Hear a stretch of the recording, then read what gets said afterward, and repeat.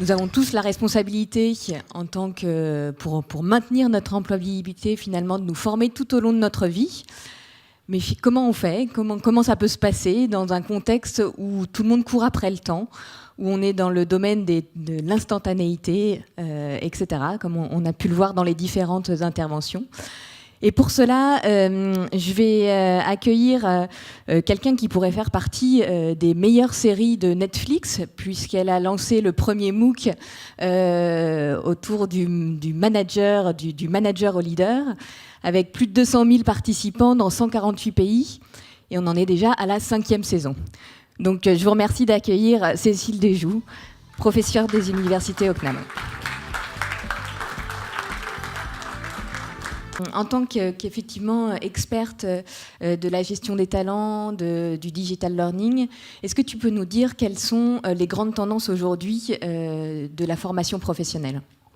Alors, c'est pas simple de répondre à cette question, puisqu'en fait, chaque entreprise a son rythme.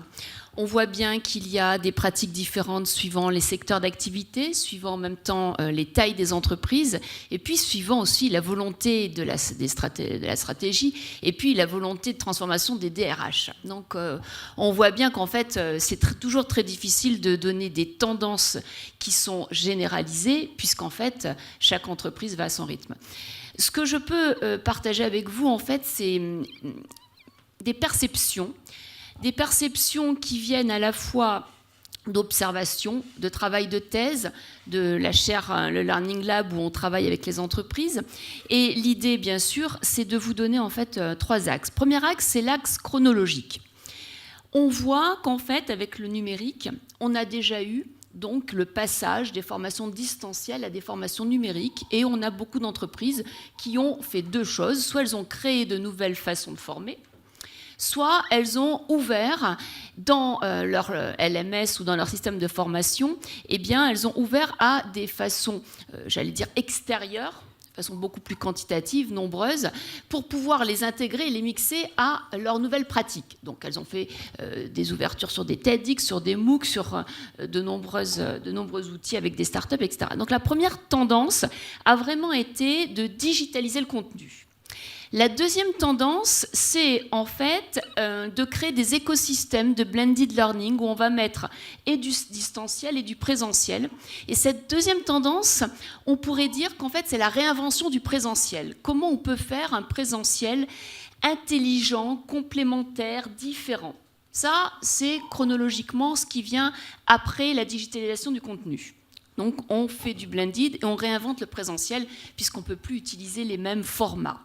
La troisième pratique, ça c'est intéressant, c'est qu'en fait on va travailler en écosystème avec d'autres entreprises et on va essayer de créer en fait des écosystèmes de blended learning pour pouvoir tester de nouveaux sujets. Alors ça se fait beaucoup sur les sujets liés aux réglementaires, puisque souvent les entreprises ont les mêmes problématiques réglementaires, mais comme elles veulent le rendre plus sexy en faisant des séries, en faisant des choses comme ça, elles le font à plusieurs. Donc ça c'est intéressant, parce qu'en fait on voit émerger des écosystèmes, j'allais dire, d'apprenance. Donc contenu, digitalisation. Ensuite, donc, on est sur un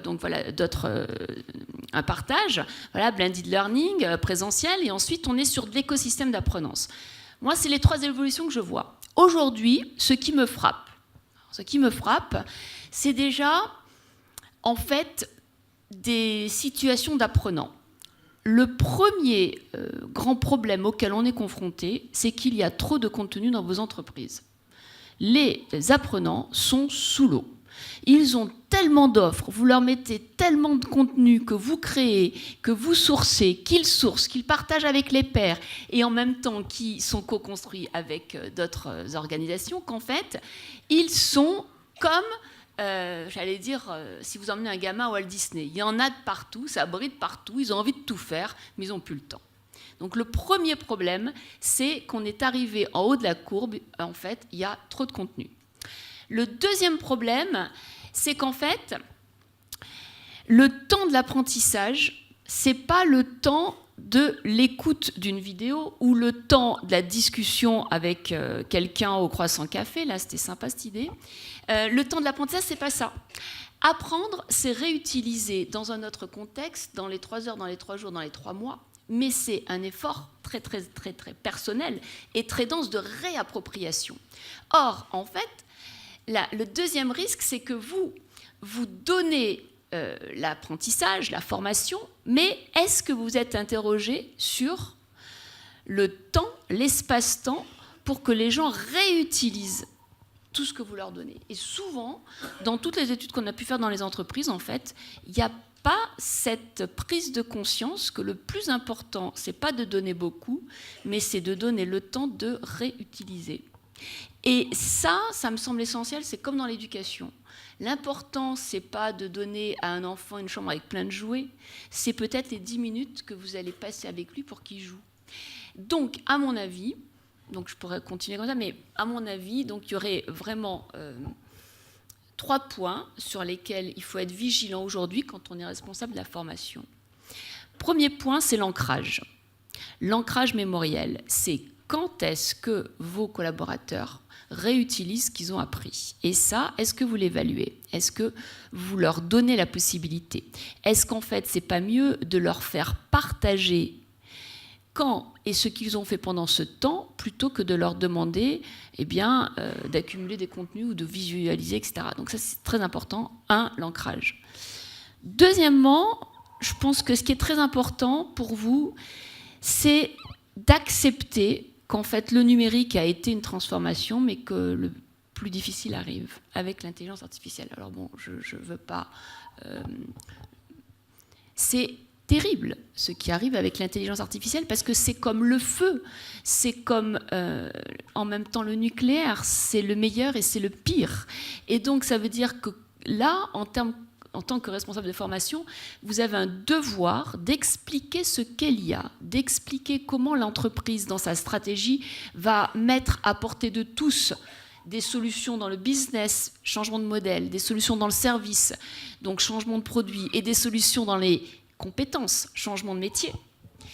Et donc là, le vrai sujet, c'est acculturer et donner la possibilité, avec des workshops, avec des groupes co-construits, donner la possibilité d'avoir une méthode pour réinventer son métier. Donc on pourra en reparler, etc. Donc, après l'ancrage, il y a le sujet de préparer vos collaborateurs à cette disruption qui va être encore plus rapide, plus difficile et je pense plus passionnante que le numérique. Voilà, bon, je vais m'arrêter, mais on pourrait continuer. Merci. Et du coup, si on se concentre sur les MOOC, qui sont une des formes qu'a pu prendre le digital learning, quels seraient vos conseils par rapport à ça? Quelles petites clés on peut partager avec nos DRH, avec nos directeurs de la formation pour réussir ces MOOC? Alors, ce qui est magique aujourd'hui, c'est que la France est le 2e pays qui crée des MOOC. Donc c'est assez magique parce qu'en fait, on a vraiment vu qu'aujourd'hui, il y a des MOOC sur tout. On a des MOOC sur l'art, sur la cuisine, sur magnifiques MOOC sur les herbes folles. Enfin, il y a des choses impressionnantes. Donc, on a vraiment saisi l'occasion. Et je crois qu'en fait, donc on a saisi l'occasion de pouvoir faire plein de créations de contenu. Mais je crois qu'en fait, si la France est le 2e pays, c'est pas par hasard, c'est parce qu'on a la culture de l'école gratuite. Et qu'on n'en a pas fait un business model, mais on en a fait en fait une valeur de notre société française. Donc c'est pour ça qu'on est le 2e pays. Bon. Ceci étant dit, maintenant, le sujet des MOOC, c'est un sujet qui peut être vu de multiples façons, mais je le prendrai de 2 façons. La première façon, pour moi, faire des MOOC, c'est surtout pas dispenser un savoir existant. Pour moi, c'est un levier de création de connaissances. Et c'est pour cette raison qu'en fait, chaque année, le MOOC est un véhicule pour pouvoir rendre compte de ce qui se passe dans les entreprises et dans le monde sur l'évolution managériale. Et ce qui est intéressant dans un MOOC, c'est qu'on n'est surtout pas obligé de tout faire, il ne faut surtout pas tout faire. Il faut picorer les quelques interviews d'entreprises qui sont là et qui vont vous éveiller, les quelques interviews qui vous font comprendre différemment un sujet et qui vont donc vous permettre de réfléchir différemment. Et c'est en ayant cet instinct de picorer la connaissance et de la partager avec les communautés qui sont dans le MOOC, etc., que vraiment, je pense, on peut tirer le meilleur profit. Moi, ce qui m'intéresse quand on crée de la connaissance dans un MOOC, c'est aussi d'inviter des startups qui vont nous donner d'autres façons de former. Donc, par exemple, le MOOC sur l'IA pour les managers, donc, dans la nouvelle session sera le 15 janvier. Et là, cette année, on va l'axer sur des études de cas.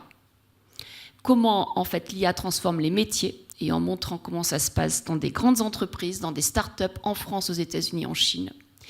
Et donc là, ce qui est intéressant, c'est qu'on donne la possibilité à une startup de faire le premier chatbot de learning. Et donc le MOOC, au lieu qu'il soit simplement sous forme de vidéo, ça sera un chatbot qui, en fonction de vos questions, va vous délivrer le contenu. C'est aussi l'occasion de donner à une start-up la possibilité de faire du forum interactif. C'est-à-dire, au lieu d'avoir un forum classique, on a un forum en timeline, un peu un flipboard ou un Hotsuite, en temps réel, et donc c'est une autre façon de communiquer. C'est aussi la façon, par exemple, de créer du rich media, c'est-à-dire donc de faire en fait du partage de connaissances par de la vidéo, par du texte, par du PDF, en temps réel, en même temps que vous suivez la vidéo. Donc tout ça, ce que je veux dire par là, c'est que c'est un espace de test de nouvelles façons de former aussi. Donc c'est une façon de créer de la connaissance. C'est un espace pour former différemment et voir si ça marche ou pas. Je vous donne un contre-exemple. J'ai travaillé avec une start-up sur les Learning Analytics, bien sûr je tairai le nom, et donc on m'avait dit c'est génial, avec les Learning Analytics, on va pouvoir pusher de la donnée personnelle pour les MOOCers. Donc vous pensez bien que j'ai voulu tester, puisque j'adore tester. Bon, ça ne marche pas du tout, parce qu'en fait, ce n'est pas du tout du machine learning, mais c'est du système expert, c'est-à-dire que c'était moi qui devais donner les réponses. Donc c'était quand même pas du tout du machine learning. Donc voilà, donc ça c'est intéressant. Donc on teste le plus et on teste le moins. Donc ça c'est la deuxième chose. Et la troisième chose, ça me paraît indispensable, c'est ce qui est indispensable pour les collaborateurs, et Monsieur Duboncoin l'a vraiment dit, c'est d'apprendre à travailler en transversalité. Si on veut demain que les personnes puissent évoluer sur des nouveaux métiers, il faut leur donner la capacité à développer de nouvelles compétences. Alors on nous dit souvent les soft skills, mais pour moi ça c'est tarte à la crème. Pour moi le plus important, avant même de les transformer sur les métiers de l'IA, c'est de leur donner les basiques sur comment on travaille en collaboration et comment un manager peut être un créateur d'intelligence collective. Et c'est pour ça que comme rien ne m'a satisfait dans tout ce que j'ai pu voir sur l'intelligence collective, le travail en collaboration, je suis allée vraiment interviewer beaucoup de startups et d'entreprises et on a créé un contenu sur qu'est-ce que c'est travailler avec les autres, des humains et demain des machines, pour pouvoir créer de l'intelligence collective qui sera la seule façon dont l'humain pourra rester maître avec la machine. Et donc on sort un MOOC sur 15 décembre, du manager au leader, devenir agile et collaboratif, qui est comment manager et devenir créateur d'intelligence collective.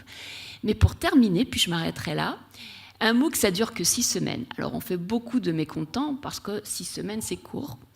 Et comme on l'a compris, apprendre, c'est... Alors, pour revenir au temps, j'adore cette citation de MacArthur. Pour moi, la jeunesse n'est pas une période de la vie, c'est un état d'esprit. Et pour moi, apprendre, c'est rester jeune. Et quand je vois ma mère qui a plus de 80 ans, qui va à l'université 3 fois par semaine et qui m'apprend plein de choses, je pense qu'en fait, le temps n'a pas d'emprise sur la jeunesse quand on la pense comme une façon d'apprendre. Et donc, demain, pour continuer à être au cœur, avec le Learning Lab, on lance la première chaîne YouTube sur continuer à apprendre tous les jeudis, et ça s'appellera les jeudis de Cécile.